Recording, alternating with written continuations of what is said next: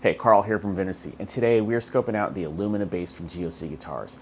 These things are awesome. This is the first production run, and they nailed it. Let's talk about specs on this bass.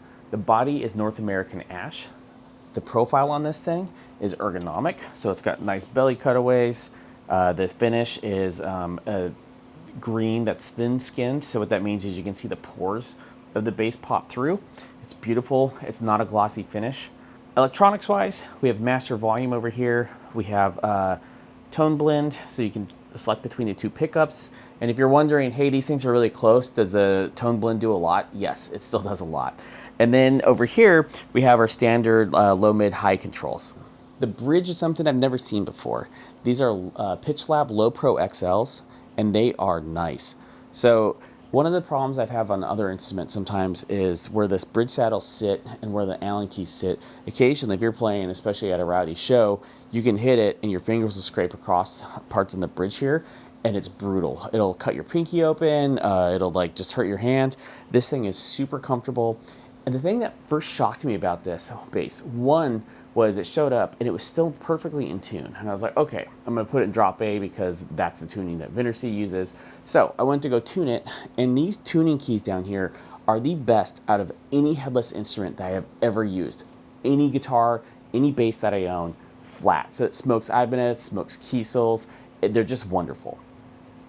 All right, now the other thing that's really cool about this bass is the neck.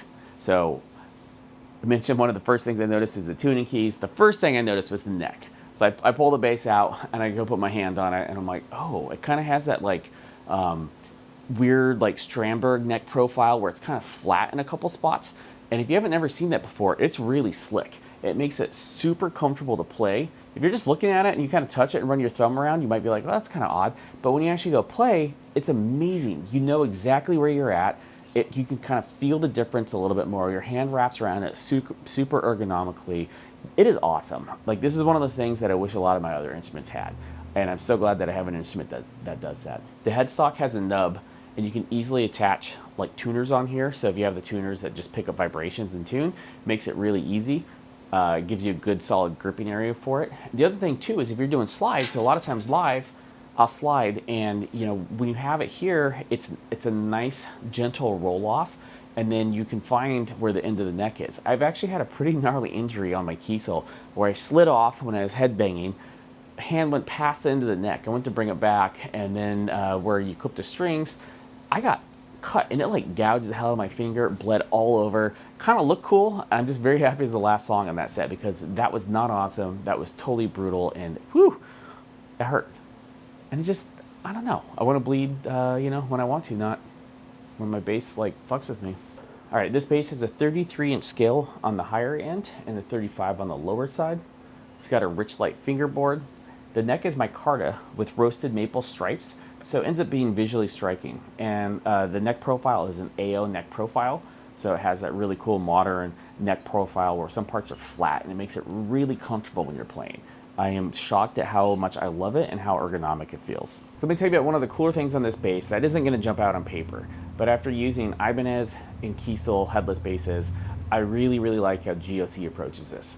So there's two locking Allen keys over here on the bridge. So the Ibanez has a system where you screw everything down on the back and it has a locking Allen key inside, and it's kind of got like a little slider piece, and the Allen key pushes that against the strings to lock it in. What happened to my Ibanez, I've had it happen on a couple of them where they get stuck and I have to bring a little thumbtack on tour and go hope I can like fight to get that to slide down. I've tried to grease them so they move, try to WD-40 them, doesn't help. And it's, you know, it's kind of a pain in the butt. So the Ibanez one works. It's fine until they stick, and that's, I don't know, I don't dig that. The Kiesels, on the other hand, their nut system drives me absolutely bonkers. So they have a nut, and then they have a locking bridge, or you know, a locking headstock just like this. But they only have one Allen key, and if you have even standard size strings on there, those Allen keys, you have to almost basically pull them all the way out to get the strings through. And if you're in a nasty venue that's dark and you drop one of those Allen keys, that's it. It's gone. Or you're going to spend a half hour trying to find it on the floor, which I've had to do twice on tour because somebody bumped me when I was in the middle of changing strings. And then, you know, not only that, it's like really awkward to put in. I'm afraid I'm going to strip it. So with the GOC, with the 2 Allen wrenches here, like you can put a thicker string through, tight, pull it tight, lock it down on the further point, and then use this one to press down, and it ends up just being such a better experience to tune the bass and get new strings on and go for like even lower or fatter gauge strings. It's one of those things that I'm just shocked at like how the other companies approach it, and I feel like GOC truly nailed it. And this is something they brought over from their guitars, but it just shows their history on headless instruments and how they were headless first. They innovate. They're an innovator in this space. My thoughts on this bass. I absolutely love this thing, if you couldn't tell from when I was talking about the specs. So I've been using headless basses for quite a while now, headless multi-scale, and I really like most of them, but they all have like an issue or two. And this bass solves all of those. So I tour a lot. I tour at least once a year, ideally twice a year. Like I have one coming up in September with Donna or at Boris. And if you're around for those dates, go scope it out.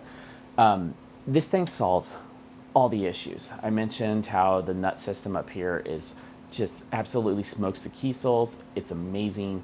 I really like it. I like how ergonomic this is. I like how big the bass is, and I like how heavy it is. And I say heavy, I don't mean it's like really, really heavy, but the weight on it is good.